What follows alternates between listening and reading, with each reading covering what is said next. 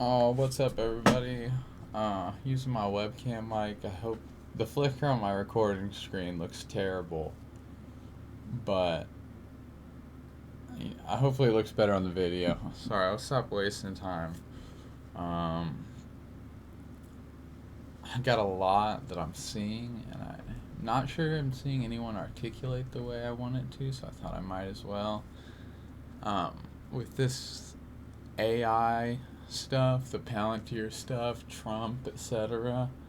It's like both sides seem like they kind of don't care about the database that's going to be set on every person, as well as like completely forgetting about the Doge stuff. Everybody's hating on Elon, who's friends with Peter Thiel, who owns Palantir. Like, oh man, didn't see that one coming. People mentioned it before the election, but no one seems to really care.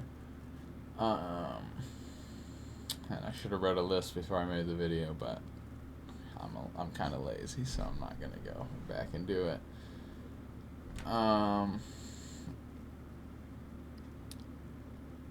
what Nick said, which I haven't seen very many people at all see it or repost the video.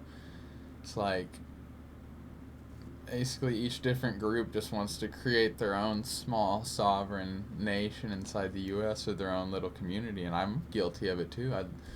I want all my friends to buy a bunch of farmland in rural Indiana together and start our own quote unquote commune. As a far right guy who's basically an anarcho capitalist, I still want to do something like that because it would be far more effective in my personal life at achieving the ends. It would be both the means and the ends that I would want for myself, but it fails to acknowledge the fact that countries like Israel and China exist where if no one holds them at bay, they're going to take over the world and make something like that literally or almost entirely impossible for anybody else. Say, we've got IDF Unit 8200 working in collaboration with Palantir to create a database on every single American citizen. Not only a database, but AI managed and driven. So, if you've ever seen Minority Report and you understand, you've watched Palantir's own videos on what they do, literally sounds like a situation like that unfolding. And you gotta think, like Nick said, and I'm not a huge Nick fan, but it was a great point. We got little groups of Americans wanting to create their own community, build walls, and keep everybody they don't like out. But are your walls gonna stop a drone invasion from China? Or if you go complete isolationist, and unless you focus entirely on defensive technology as a whole with a lot more people, because China has more people but a lower IQ distribution, which is why we're able to keep up. Sorry, a more narrow IQ distribution. Bell curve is flattened or heightened instead of flattened. Statistics are another thing for another video, but sorry, I keep losing my train of thought. There's so much to say. Basically, as long as one of those groups exists in the capacity to do so and has the end goal of doing so, you can't create your own community that they're just going to conquer with a singularity or AGI level AI, as well as a drone swarm or whatever other military tech. We could get into direct energy weapons and cognitive warfare and all that type of stuff, which is extremely real, as well as the network of bodies, the network of things, basically biometric surveillance and other stuff like that. But it all ties together. If the U.S., which comes to where I'm kind of like, I don't know how I feel about the database on every American, because you think about it, China is probably already doing that. I mean, we don't know, but we know that they're doing it for their citizens, so why wouldn't they do it for ours? If we create an AI system to track them and try and predict patterns, it might be for domestic terrorism or something like that. Whereas if China creates a database on American citizens and tries to use AI to predict patterns, they might use it to find dissenters and people that are willing to commit treason in exchange for what they think would be a lush life in China after they've defected. I mean, it's just an idea, but it kind of goes to illustrate how if we don't do it, somebody's going to. And we're at the technological level where they started saying on the news a couple days ago, it's a race to AGI or the singularity. Whoever achieves the singularity first wins. Now, public technology is so far behind government technology, especially military technology. The singularity may already exist in some sort of form that maybe the public has been led away from believing or comprehending. But I don't really know, and nobody really knows. All we can do is speculate, and pure speculation says that China and Israel are going to do this. If not Israel through the U.S., which is probably what that is with the new surveillance, it's gonna be China who's very openly trying to do it, and has a much more practical means of achieving it with their computer and like chip production, as well as their proximity to Taiwan. It's a lot of stuff. I hope I'm making some sense. I've been talking for 7 minutes now, and I don't know if I've said really what I want to. Just kind of maybe hinted at the idea that we need to do it, if not them. I'm not saying we need to spy on U.S. citizens. We need to make a preemptive crime tracking type of thing with AI or anything like that, but I'm saying we need to use this technology to our advantage and to advance our motives and goals before they use it to do theirs. Because, I mean, I don't like putting labels on stuff, but uh, these other countries are evil, and that's not to say the U.S. government is evil, because it is. I mean, as what is it, Charles Dickinson said, we have the evil party and the stupid party here, and most of the time they just get together to do stuff that's both evil and stupid. You know, um, but I'd rather have a government of Americans than a national, international New World Order or a Chinese government. Personally, I'm very far right in the means of liberty. I wouldn't even necessarily call myself right wing, quote unquote, so much as an anarchist or a libertarian or all of the above, you know what I mean? Um, and a capitalist, but more so capitalist in the means of, I believe in the free market's ability to create competition and force innovation rather than sole profiteering. I think the most successful businesses are bef- the most successful businesses are typically those with good intentions. It's just when they get too big, the system becomes corrupt. And I mean, you can look into the Dodge Brothers case, and a company's duties are to its shareholders to understand that most of the companies that end up going public are good as long as they're private, and then as soon as they're forced to assume public policies like pleasing or prioritizing shareholder profits, they're literally legally forced to go against morals and ethics to provide more profit to the people in holding. And when you legally force something like that, you are doing so through government intervention and corporatism rather than capitalism. But I digress. Corporatism and capitalism and the arguments I want to make about that are more suitable for another more long form video rather than just this, me kind of overshooting or overviewing some ideas that somewhat tie together. Maybe not. I also just need to start trying to make videos talking about this stuff because I feel like I have a more nuanced and maybe unique perspective than most people. I've been very far left and I've been very far right. I've never been an authoritarian, so I have a bias there for sure, but I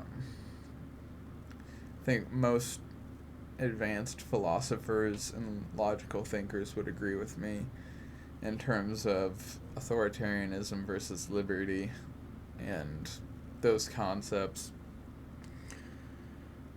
But also, I mean, the world is changing in an insane way. The If I had to guess, the advent of AGI will be similar to the printing press in terms of how information spreads, the quickness, and how much the ideas are innovative or revolutionary. Um,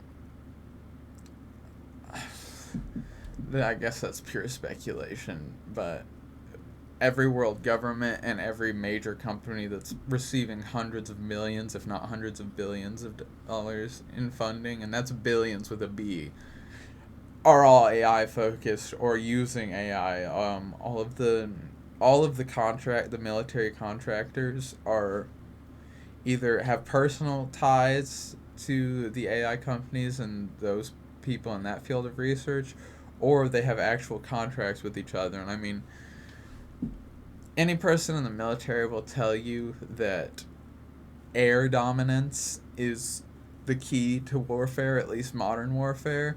And then if you go further and you look through even just Wikipedia and at the different generations of warfare and what the sixth generation warfare and then the next generation is supposed to be, it's all AI controlled. You can just look up Loyal Wingman Air Force into Wikipedia and just start clicking on the hyperlinks between all of the different systems being proposed. It's literally an AI controlled Air Force fleet. No human pilot. Just a lot of it is the AI making its own decisions. And that's what Palantir has talked about in their videos. They said they're finding that violence is the best way to solve it.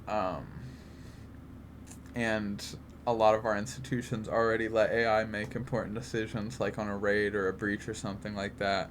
During an operation, they'll use Palantir's AI to make decisions, which is fucking crazy, terrifying to me. But it's the future and it's inevitable, and this will probably be its own video. But kind of my overview is nobody knows exactly what's true, and nobody knows really what to do about it. All we can do is be here in the current moment in the pursuit of truth. We can try and find what's true, and what that requires is saying and pointing out what is true and what's not. And most people are either afraid, more so too afraid, but sometimes too stupid to say the truth unless you very simply lay it out for them, and then they have to have an open mind to receive it. And the truth is, based on the evidence I've seen, and I'm not saying this is the truth, but what I believe the truth to be is that AI is the future. It's inevitable, whether you morally agree with it or not, and whether you think AI can become sentient or not. The momentum is already there. The money's already been built into it. The laws are already being placed. It's coming. And, unless they do something crazy with an EMP or, the sun god sends a coronal mass ejection to take out all of our technology and kind of reset us, which is why all the ancient cultures worship the sun. We've had civilizational resets before. That's a conspiracy theory, but I'll kind of let that one go. History's fake, by the way. We need to be in the pursuit of truth, and being in the pursuit of truth is understanding that you don't really know anything. All you know is what you observe, and then what you observe shapes what you know, which shapes what you observe, which shapes what you know. It's a feedback loop. And the eye sees itself, which is a very common, I would say, psychedelic thought or experience, but also a major philosophical point. I believe Existentialism, maybe? I'm not sure.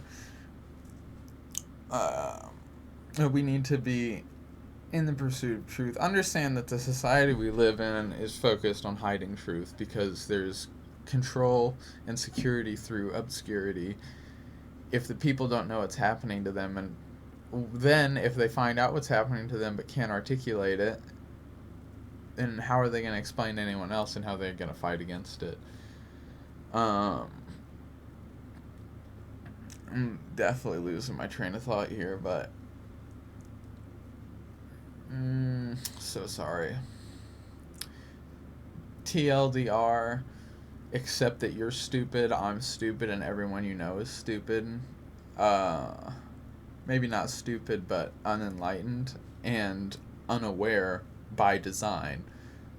Our society indoctrinates us to think a certain way, our media entertains us to think a certain way, and then our local society is structured based on funding and intervention from higher government levels to force us to live a certain way and therefore think, act, etc. a certain way, which is the way they want, under control, unaware of the truth, quote unquote.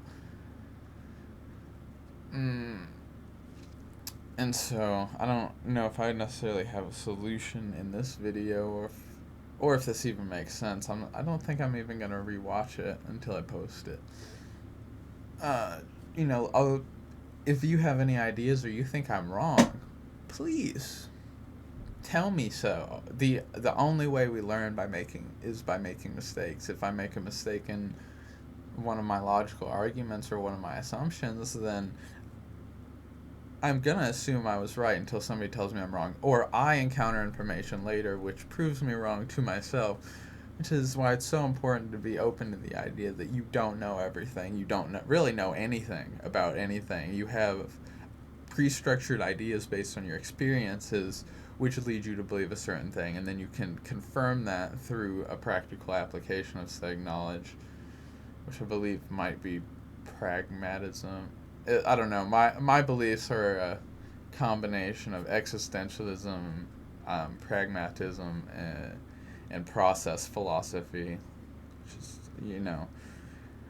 very hard to explain because it's very vague, but we need to be better. I need to be better. We need to do what we can to totally losing it here, so sorry. Do what we can to improve ourselves and our society around us, but also understand that we have to think bigger picture because the enemy is thinking bigger picture. The enemy doesn't want you to have any freedom. The enemy wants you to be poor. The enemy doesn't want you to be happy. And the greatest threat to the enemy is living a happy life despite what they're imposing upon you. So I'll leave you with that.